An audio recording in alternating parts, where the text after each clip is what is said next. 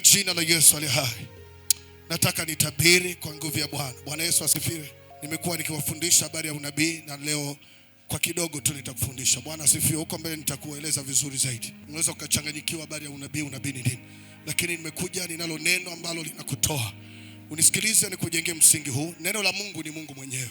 Mwambie jirani yako neno la Mungu ni Mungu mwenyewe. Alafu neno la Mungu ni roho. Neno la Mungu ni nini? Neno la Mungu Biblia inasema likitumwa mahali huwa halirudi kwa Mungu bure.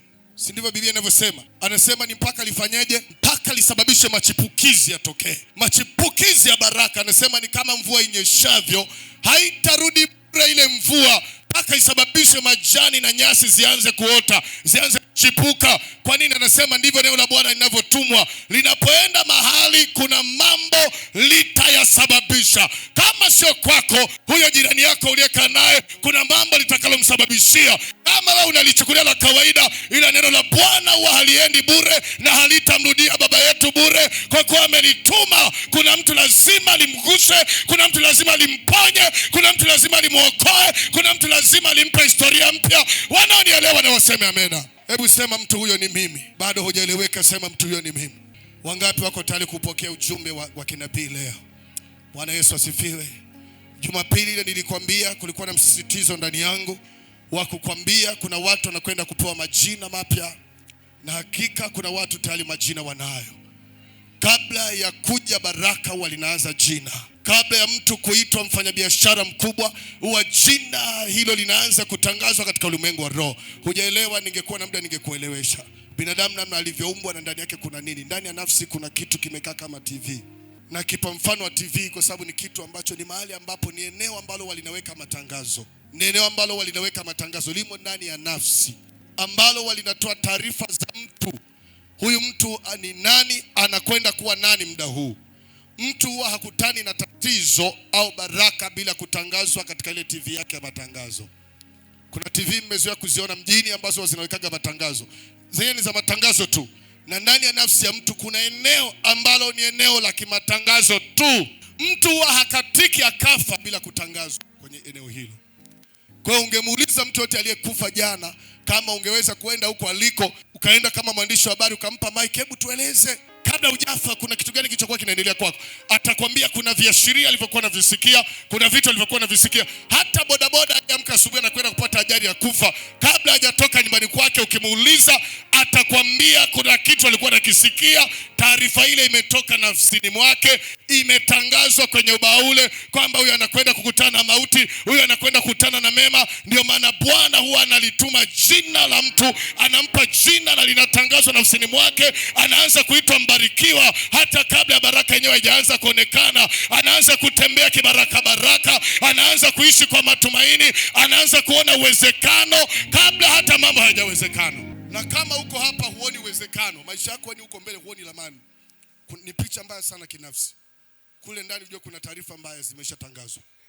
Na manager wa kumanage hizo taarifa ni wewe. Wewe ndio ukiamua zifutwe taarifa mbaya zinafutika. Ukikaza mimi sitaki habari mbaya litokee maishani mwangu, nafuta. Kwa sababu nafsi ndio imepewa mamlaka. Nikwambia nafsi ina mambo mengi, lakini makubwa haya. Tulisema jambo la kwanza ni nini? Utashi. Ndio kitu cha kwanza kinakaa huko. Ina mambo mengi lakini ndani ya nafsi ndio kuna utashi. Na kitu cha pili kinachokaa ndani ya nafsi ni nini? Kuamua. Nafsi ndio inayoamua. Waingereza wanasema conscious. Ndio maana kuna kitu kinachoitwa death conscious. Kuna mtu ambaye amekufa uwezo wake wa kuamua ndani ya nafsi. Hadielewi, haamui, anaamliwa kwa sababu ana kitu kinachoitwa death conscious. Kule ndani ya nafsi ndio kuna kuamua. Bwana tusaidie sana. Sasa inapotokea kuna habari mbaya, kuna kifo kimetangazwa, ukiamua kupitia nafsi yako kwamba hafi mtu, nimekataa, haondoki mtu hapa katika jina la Yesu. Ile habari ukingangania na kuirudia, hiyo habari inafutwa. Sababu nafsi ndio inayoweza kuamua. Kama inakubaliana ile tangazo unaondoka. Kinafsi kigoma, nimekataa. Kuna mama aliwahi kushuhudia hapa aliyekuwa mgonjwa wa ukimwi, akatueleza kuna wakati alifikia hali mbaya, CD4 zimebaki 3. Akiwa katika hali hiyo, pamoja na maombi yote, usiku ule watu wameanza kupigiana simu kwamba yule mama amekufa. Hajafa bado, lakini waliomtembelea ile jioni hadi waliomkuta nayo wakaanza kushuhudiana kwamba mama yule ni wakuzika. Hali yake ilivyo Kwanza hata akilala kitandani hapo humuoni, kakonda kaisha. Wakati taarifa zinaenea, kumbe kweli usiku huo majamaa yamekuja kumchukua. Anasema chumba kile kimejawa na watu ajabu wa kutisha, na wanamwambia wamekuja kumchukua. Anasema kilichomwokoa katika hali hiyo hiyo, alijikuta na tafakari, hivi leo ndo naondoka kweli? Akakunja ngumi, akagonga kifua chake, akasema hatoki mtu hapa, nakataa. Anasema alipojikuta ametamka neno, akastuka, kumbe niko hapa. Na anasema tangu saa hiyo hiyo akawa mzima. Aliinuka kitandani akawa ni mzima. Chapea Yesu makofi ya sifa. Biblia inasema uwezo wa kifo, mauti na uwezo wake na uzima viko katika uwezo wa mtu mwenyewe. Ndio Biblia inavyosema, kitabu cha Methali. Kwa hiyo nafsi ndio inayoamua. Bwana atusaidie sana. So huko nafsini kuna jina jipya Bwana amekupa. Ulifanyie maamuzi na ujione kwamba mimi nimeshaamua, mimi nina jina jipya. Wananijua kama ni mtu asiyezaa, ila nina jina jipya la watoto uchungu mzima. Naitwa Mama Jordan, naitwa mama nani, Mama John tena, una nani tena. Yapange majina ujione ni mama wa mama fulani, ni wa watoto fulani. Hilo jina la utasa likatae na likukatae. Likatae mara 7 na uone jina jipya lipo ndani yangu. Wakuite baraka hata kama hawataki, wewe ni mbarikiwa. Mchana wa leo nina ujumbe wa kinabii. Bwana anasema nimeapa kwa ajili ya watu hawa, nitawabariki wala hawataanguka katika jina la Yesu aliye hai. Jumbe ambao Bwana ameniambia hautafia hapo. Mama yangu kule, yule mama mgonjwa hapo. Mama, hapo sio mahali pa kufia, hapo ndo mwanzo wako unapoanzia. Huo ugonjwa kama ulitumwa ukifikiri kwamba unafia hapo, anza kucheza jaramba ya furaha na sifa. Mtukuze Bwana, maana hapo sio pa kuangukia, hapo sio pa kufia, na huso wakati wa kufa. Na kuambia kama nabii wa Mungu aliye hai, kwa kuwa umekanyaga juu ya madhabahu ya urejesho, hautakufa, niamini mimi. Na kuambia neno la Bwana, hautakufa, utaishi kwa jina la Yesu aliye hai. Kwa jina la Yesu aliye hai, sema sitakufa, nitaishi, niyashuhudie matendo makuu ya Mungu wangu. Chapia Bwana makofi ya sifa. Mama yangu hapa, nataka nikuambie leo kuna mwanzo mpya wa maisha yako. Leo kuna mwanzo mpya wa baraka. Leo kuna mwanzo mpya wa uponyaji. Baba anakupa mwanzo mpya. Maisha ya kicheko yanakwenda kutokea. Oh my God, my Gloria. Karama shetete, rikandari abakori amandorobo sete, kwa jina la Yesu aliye hai. Walio na imani peke yao sema amen. Biblia inasema ukiamini utauona utukufu wa Mungu. Sio siku nyingine, ni leo. Mwambie leo hii hapa kabla hatujaondoka leo, ukiamini utauona utukufu wa Mungu. Oh mama mane rebosete, katika jina la Yesu aliye hai. Hallelujah. Oh my God, my Lord, katika jina la Yesu. Sema amen. Waliodhani kwamba ninafia hapa sio mahala pa kufia. Waliodhani kwamba ninaanguka, hapa sio mahala pa kuangukia. Ninainuka tena kwa jina la Yesu aliye hai. Oh my God, my Lord, sema tena amen, sema tena amen, sema amen. Sikiliza, kuna watu wanatikisa manyanga, wako mahali wanakufukizia mabaya, jina lako linatamkiwa mabaya, wanatamani uanguke leo ufe, na wanajua kameanza kutembea hivi akaeleweki, kanatembea kama ishikiliwa mikono. Uchawi umefanya kazi, wanaambiana kwamba wamekuweza. Nataka niwaambie imekula kwao. Hapa sio mahala pa kuangukia. Unainuka tena katika jina la Yesu aliye hai. Kunja ngumi, sema hafi mtu, mtakufa wenyewe katika jina la Yesu aliye hai. Lakini hiki chuma bado kipo sana. Huyu bado ataishi sana, kufa na wafe wao katika jina la Yesu aliye hai. Hebu sema sina mpango wa kufa. Sina mpango wa kufa. Hata mauti yenyewe inajua. Mauti yenyewe imesha nikataa. Kifo chenyewe kilisha nikataa. Kwa kuwa kinajua sina mpango wa kufa. Oh my God, my Lord. Hasara zilisha nikataa. Umasikini ulisha nikataa. Mateso alisha nikataa. Mbarikiwa wa Bwana katika jina la Yesu aliye hai. Sema amen. Wapendwa, mimi sitaki kuwasisimua. Sitaki kuwahubiri injili tu mpige makelele. Yani ni makelele tu tunatiana moyo, alafu matatizo ya bado yako pale pale. Sikutii moyo, sikusisimui. Sikuja hapa nikupigishe makelele na kuhubiri injili ambayo lazima ikusaidie. Lazima ikutoe hatua moja kwenda hatua nyingine. Ninalihubiri neno la Bwana ambalo ni halisi. Ninahubiri nguvu inayoweza kukutoa hapo, na lazima utoke hapo katika jina la Yesu aliye hai. Na mimi mchungaji wako na kuapia kwa Mungu ninayemtumikia, hautabaki kama ulivyo. Oh my God, unajua kuna wakati unafika mahali natamani nikupe guarantee ili umwamini Mungu kwa kiwango kile ambacho natamani umwamini. Natamani tusainiane mpaka mkataba na kuhakikishia hautaishi maisha dhaifu. Kipindi fulani wakati katibu wetu Alphonse wakati anauguza mtoto, wanahangaika, wanaambiwa sijui moyo wake una matatizo gani. Namwambia Alphonse, huyo mtoto atakuwa mzima hapa, msimuhangaishe. Natamani tusainiane mkataba, kama atakufa unidai. Bwana asifiwe. Kama unaweza kunielewa nielewe. Haleluya. Mimi nikisha sikia huku ndani huwa najua imekwisha kufanyika. Bwana asifiwe. Na mimi huku ndani ninachokisikia, kuna watu wanakwenda kuinuka hapa. Kuna watu wanakwenda kuziona baraka za Bwana mahali hapa. Chagua kuamini tu, chagua kumwamini Bwana katika jina la Yesu aliye hai. Haleluya! Haleluya!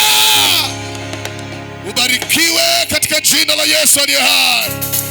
Nasema ubarikiwe kwa jina la Yesu aliye hai. Mungu ameapa kuwasaidia watu wake hapa kupitia madhabahu hii. Bwana asifiwe. Kitabu cha Nahumu ile sura ya kwanza. Nahumu sura ya kwanza, naomba tusome kwanza mstari wa 9. Biblia inasema, nasoma kwa jina la Yesu. Anasema, mnawaza nini juu ya Bwana? Muulize jirani yako, unawaza nini juu ya Bwana? Amekusikia, amekuelewa huyo unayeongea naye. Muulize tena, mshike mkono, unawaza nini juu ya Bwana? Kuna namna Bwana anataka uwaze vizuri. Mwambie kuna namna Bwana anataka umwazie vizuri. Kumwazia vizuri Mungu ni kufanyaje?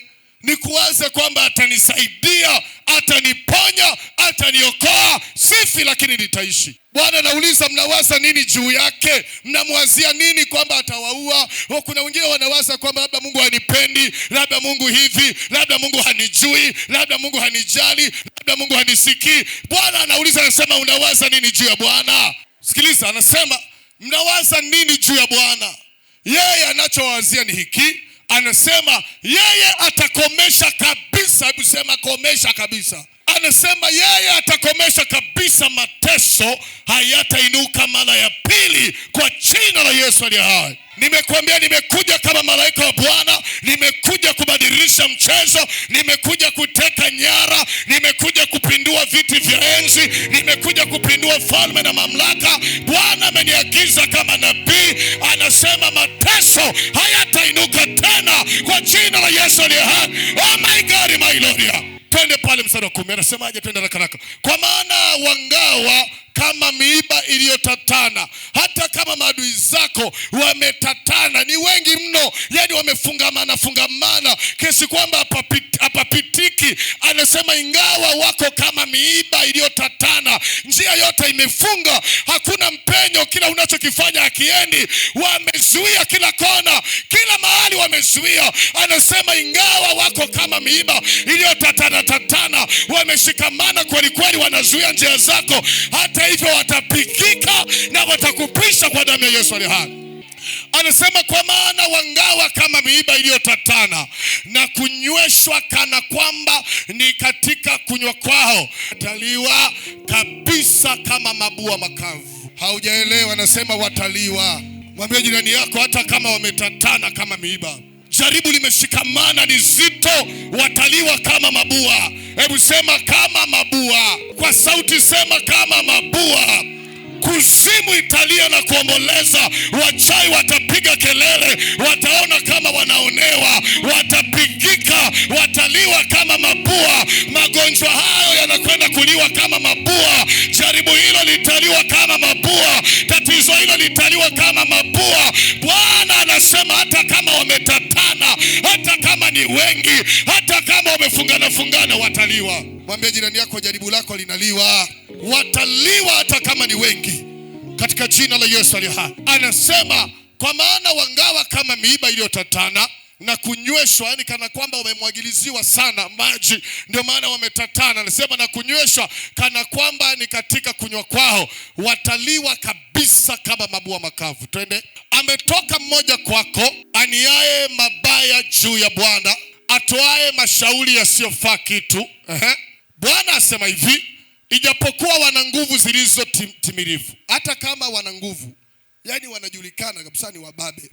Hata kama wana nguvu zilizo timilifu, ijapokuwa ni wengi, hata hivyo watakatwa, naye atapita na kwenda zake.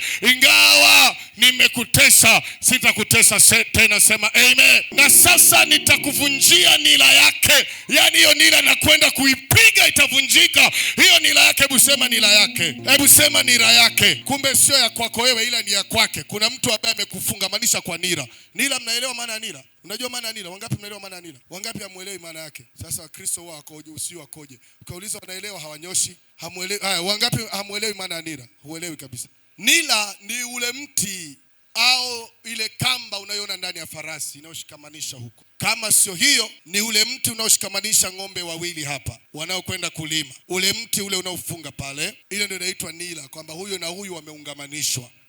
Huyu ng'ombe wa huku na ng'ombe wa huku, hata kama mmoja hataki kwenda huyu anakotaka, kwa sababu amefungwa na hiyo nira, lazima uende huko. Yani umeshashikamanishwa, wewe huwezi kujitetea. Ukishafungwa ile likamba na ile mti hapo limekwenda hivi, ng'ombe huyu anataka zake kwenda huku, huyu akikwambia tunaelekea huku, lazima uende.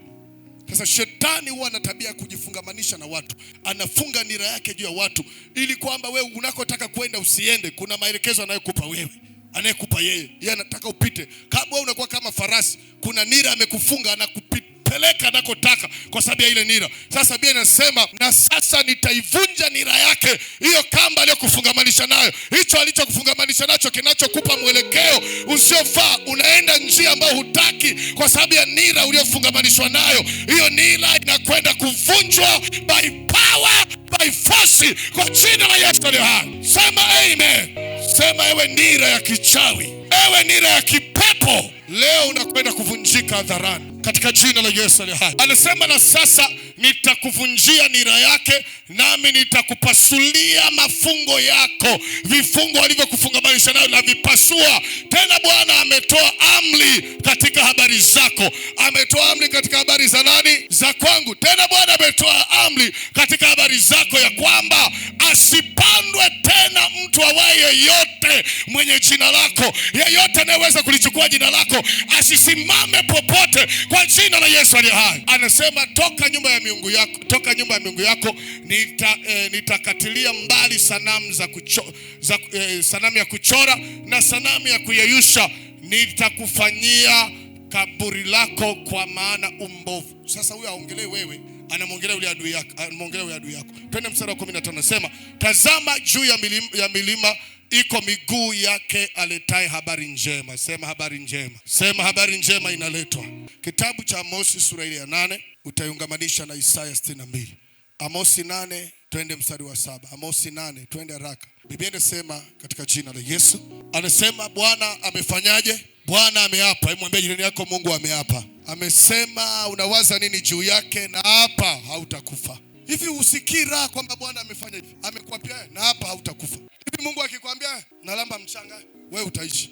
Bado utabaki na wasiwasi? Bwana Yesu asifiwe sana. Sasa anasema Bwana ameapa kwa fahari ya Yakobo, kwa namna Yakobo alivyo, ninavyompenda mimi, kwa fahari ya Yakobo, hakika sintasahau kamwe kazi zao hata mojawapo. Twende kidogo. Kwa ajili ya hayo, je, haitatetemeka nchi? Kwa ajili ya Yakobo na hapa nchi itatetemeka, watapigika, watu watakufa kwa ajili yako wewe mwanamke. Sema amena. Anasema kwa ajili ya hayo, je, haitatetemeka nchi na kuomboleza, kila mtu akae ndani yake? Naamu itainuka yote pia kama huo mto, nayo itaaibika na kupwa tena kama mto wa Misri. Sema amen. Isaya 62 mstari wa 8 katika jina la Yesu aliye hai. Nasikia sauti ya Bwana inasema haleluya.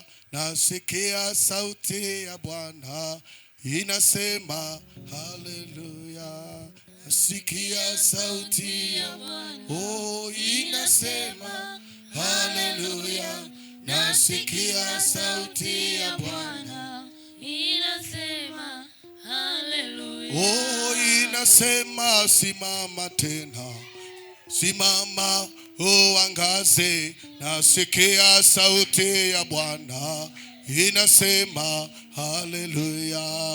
Nasikia sauti ya Bwana inasema oh haleluya. Nasikia sauti ya Bwana inasema haleluya. Oh, inasema utaishi, utaishi, utakufa.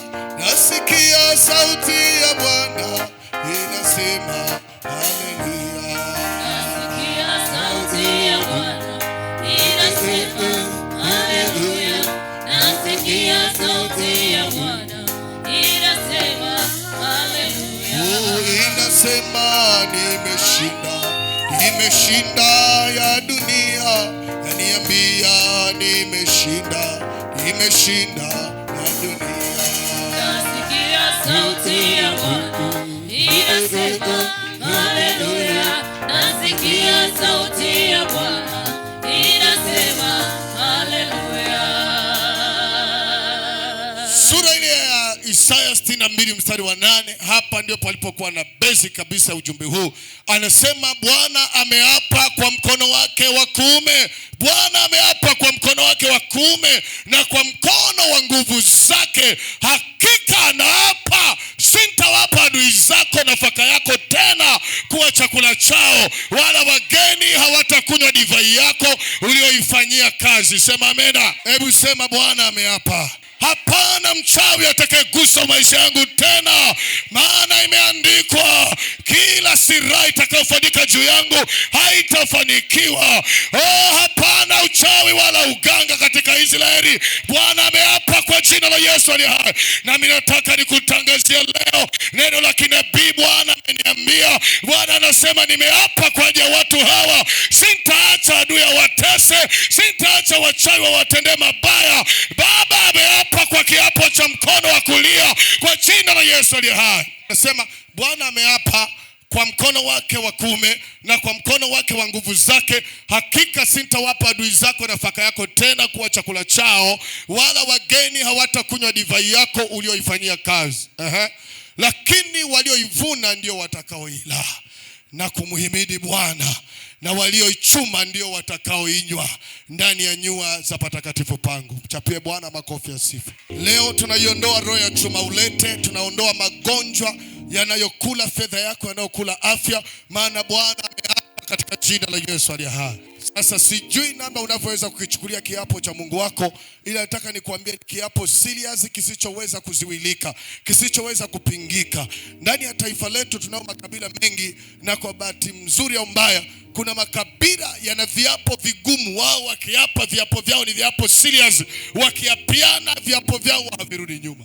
Bwana tusaidie sana. Siwa mnasikia taarifa za makabila fulani. Kuna makabila yanajiapia kiapo cha damu. Kwenu sijui mnafanyaje. Kuna wengine mkiapa mnajua wenyewe kwamba ili nionekane nimeapa kiapo hiki ni serious. Kuna wengine wanalamba udongo. Bwana tusaidie sana. Kuna mwingine sijui anafanyaje, anakata shingo. Mwingine sijui anafanyaje. Kila namna unaoijua wewe, nataka uichukue uipeleke zaidi ya kiapo cha Bwana. Mungu ni zaidi ya hicho ulichofanya. Ni zaidi ya kile unachokijua. Kuna baadhi ya makabila ambapo wanakuja kujiapia, akianzisha ugomvi na mtu, akiingia ndani kwenda kuchomoa upanga, wanakuambia kabila hilo haliruhusu upanga urudi ndani bila kumwaga damu, lazima damu imwagike. Walisha hapa kwamba lazima manusulina, ili mtu asife, kimbizeni ng'ombe angalau ipige upanga itoke damu, angalau ipigwe kisu. Ndio kiapo chao. Ni very serious, yani wanapiana kwamba nikiapa mimi sirudishi nyuma. Nataka nikuambie viapo vyote vya wanadamu vipo, lakini Bwana akiapa ni kiapo kisichobadilika. Viapo vyote vya wanadamu vinaweza vikabadilishwa, ila Bwana akiapa, nataka nikwambie Bwana ameapa. Hujanielewa? Aliyenielewa na aseme amen. Nasema Bwana ameapa kwa ajili yako Lozi, ameapa kwa ajili yako mwanangu Eliza, ameapa kwa ajili yako mama, ameapa kwamba hautateseka, utaishi katika jina la Yesu aliye hai. Bwana amekuapia kwa jina la Yesu aliye hai. Inua mkono wa kulia juu namna hii, sema Bwana ameniapia kubarikiwa. Ameapa kwamba nitabarikiwa. Kibiblia neno kiapo humaanisha agano. Humaanisha agano. Bwana anaposema nimeingia maagano na kukubalia na kuapia, wewe utaishi wala kufa. Sema amen. Kiapo hiki kikaingia nyumbani mwako katika jina la Yesu. Na kama Mungu alitumia neno lisiloweza kumrudia bure, neno hili kuna mtu litamgusa. Kuna mtu litamuondoa mahali. Kuna mtu litamsukuma katika baraka. Nami namuita Mungu ninayemwabudu mchana wa leo mahali hapa, Kiapo hiki kikainuliwe juu ya nyumba yako, kikainuke kwa ajili yako. Bwana na akuapie leo ya kwamba utaishi wala hutakufa. Bwana na akuapie leo kwamba utabarikiwa wala hutalaaniwa. Bwana na akuapie leo kukushindia vita. Hiyo vita ukashinde wala haitakushinda katika jina la Yesu aliye hai, katika damu ya Yesu aliye hai. Nami natamka kwa neno la Bwana, nimesimama kama mtumishi wa Mungu mahali hapa. Nimesimama kama malaika wa Bwana mahali hapa. Ninatamka kukuapia na hapa kama Mungu ninayemtumikia hivyo, wewe ni mbarikiwa wala laana haitakaa juu yako kwa jina la Yesu. Nikiapa mimi ameapa Mungu. Nisikilize, niko hapa kwa niaba ya Mungu. Nimesimama kama wakala wa Mungu aliye hai. Wewe si wa kawaida. Na hapa watoto wa kike na wa kiume watazaliwa ndani yako. Watazaliwa watu wenye heshima duniani katika jina la Yesu aliye hai. Katika wewe kuna mambo mazuri yatatokea, na hapa kama Mungu aishivyo, nimesimama kama Mungu na kwa niaba ya Mungu aliye hai, na hapa utaishi katika jina la Yesu aliye hai. Ora baba satataria bakaria. Ikandaria bakoria mandoria basia. Rebebebe sekerebosaya. Kwa jina la Yesu aliye hai, kiapo hiki kiingie kwenye biashara yako. Kiapo hiki kitangazwe nyumbani mwako. Kiapo hiki kitangazwe kwenye mahusiano yako. Kiapo hiki kiwe juu ya afya yako. Bwana anaapa kwamba utaishi wala hutakufa.